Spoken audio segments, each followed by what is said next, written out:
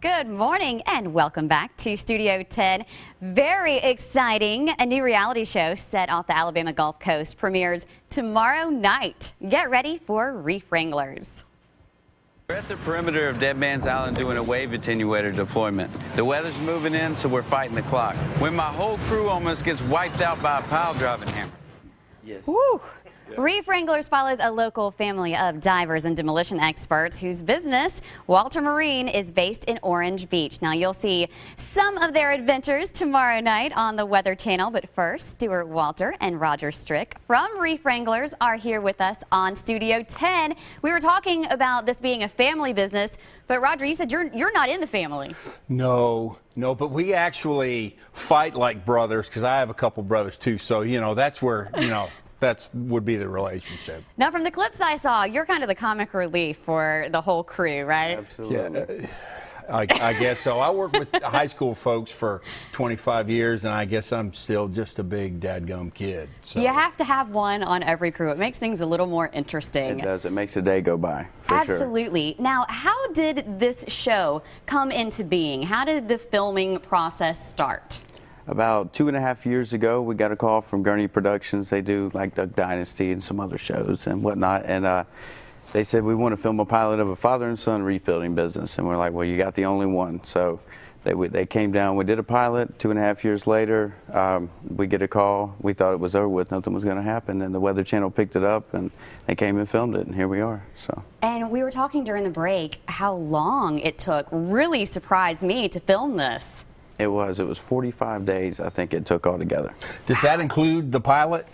Yes, that includes the pilot. I added that in. Were you there for that? Yes. Okay. Yes, and because we did that a long time ago, and we actually thought the oil spills killed the whole thing, but it didn't. It didn't. It did not, no. Because here you are, and yes. The show premieres tomorrow night. How did you guys get in the business of building artificial reefs? My father's always been in the marine industries. He had a shipyard, and he sold it and didn't know what to do, and so people hired him to build some reefs, and it was in 1986, and from there it was materials of opportunity, and we've kind of adapted 4 patents and the designs of our own kind, eco-friendly designs and stuff, and it's just kind of going from there. Very neat, and you guys are going to blow up everything from cars to planes to trains to build these artificial reefs. Tell us a little bit about what goes into doing all this and getting them to the bottom of the Gulf. Well, everything has to be inspected, and the chemist has to come test all the materials to make sure there's no PCBs or asbestos or anything. Everything has to be green and eco-friendly, and nothing goes out without a stamp of approval. Okay, and for somebody who may not know a lot about artificial reefs, why are they so important to our ecosystem? Well, Roger knows the stats of this one. How many red snapper did we catch? Well, 42%, is that right? 43%. Oh, 43. I was close. He's going to give us percentage. Of the red snapper caught in the entire Gulf of Mexico are caught off of the little bitty coast of Alabama. And I'm talking down Florida, Texas, all over.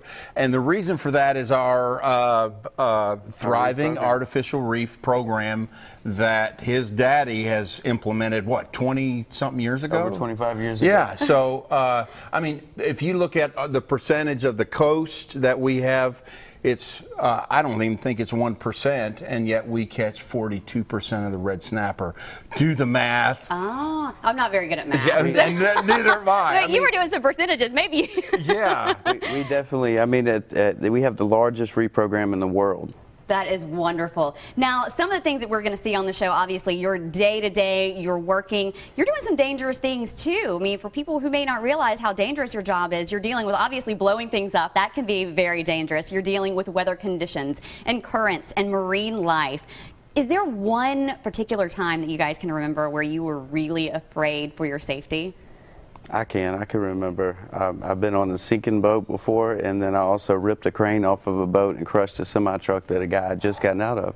And I didn't know he'd gotten out of it. And so, yeah, that was probably my scariest day. Oh, my gosh. And probably the other one was when we hired Roger. And here he is. He is still there. So what else can we expect to see? We'll see a lot of you guys just doing your thing, blowing things up. You know, the materials of opportunity are just a small part of our business, like I said, but you will see anything from explosions. I know we destroyed 4 cameras of the production companies filming it. Oh. I mean, that's how, I mean, These destroyed them. cameras, I mean, they're I toast. Little salt water, bam, they're gone. And whether it be, you know, a wave breaking over the front of the boat, or they wanted to mount it on a crane, but, you know, on the cable, and it got slung off or crushed. Yeah. So it's exciting. You're going to see a lot of excitement for sure. And really and truly, you guys are doing something that's very important for our ecosystem. So this is going to be great. Now, here is something that is even cooler. Tomorrow night, the big premiere on the Weather Channel. And that's going to happen at 8 o'clock, but you're invited to a big viewing party that's going to happen down at Lulu's in Gulf Shores. You guys excited about that? It's going to be awesome. Yeah, now that party starts at 7 o'clock. So again, if you can't make it to Lulu's, you can watch on the Weather Channel tomorrow night at 8. But if you can make it out to Lulu's, hey, join the party at 7. Thank you guys for coming by. Thanks for having us. Hey, can we have some breakfast ribs? Because I'm Absolutely. smelling them, and that's like... And you're hungry. It's got my name on it. Me too, I know. Absolutely. Stick around and we'll get you guys some food. Thank you, guys.